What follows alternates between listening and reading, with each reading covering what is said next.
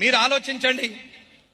గ్రామ సభలు జరుగుతున్నప్పుడు ఎప్పుడైనా వెళ్ళి ఆ గ్రామ సర్పంచ్ను గాని అక్కడున్న వార్డు మెంబర్లను గాని ఈ గ్రామానికి వచ్చినటువంటి నిధులెంత, ఆ నిధులను ఎక్కడ ఖర్చు చేశారు, జరుగుతున్నటువంటి లోపాలేంటి, అవసరం ఉన్నటువంటి ఏవైతే పరిస్థితులు ఉన్నాయి ఆ పరిస్థితులకు తగ్గట్టుగా డబ్బులు ఖర్చు పెట్టారా, లేక ఆ డబ్బుల్ని వృధా ఖర్చు చేశారా, లేక రాజకీయంలో ఉన్న వ్యక్తులు వాడుకున్నారా అనేది ఏ ఒక్క గ్రామ సభలో కూడా మన విద్యార్థులు, యువతులు ఎవరు కూడా 18 ఏళ్ల పైబడి 35 ఏళ్ల వరకు ఉన్నటువంటి ఏ వ్యక్తి అక్కడికి వెళ్ళడు.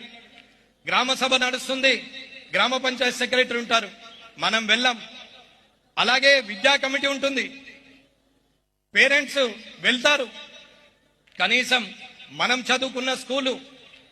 చదువుకున్నటువంటి స్కూల్లో కనీసం ఆ గోడలకు సున్నముందా, ఆ బ్లాక్ బోర్డుకు నల్లడిది రంగు వేశారా, కనీసం మన పిల్లలకు సక్రమంగా పాఠాలు చెప్తున్నారా, సమయానికి వస్తున్నారా, వచ్చినటువంటి పరేడ్ క్యాపిటల్ ఏదైతే ఉంటుందో ఆ పరేడ్ క్యాపిటల్ ఆ ఖర్చు కూడా ఆ ఒక్క స్కూళ్ళకి ఖర్చు పెడుతున్నారా లేదా, జాయింట్ సిగ్నేచర్ ఉన్నటువంటి సర్పంచ్ గారు గాని లేకపోతే కాలం మారిన తర్వాత హెడ్ మాస్టర్ గాని ఎవరైతే ఉన్నారో దానికి అధికారికంగా ఆ డబ్బుల ఖర్చు ఏం జరిగిందని కూడా మన యువకులు ఎన్నడన్నా వెళ్ళారా?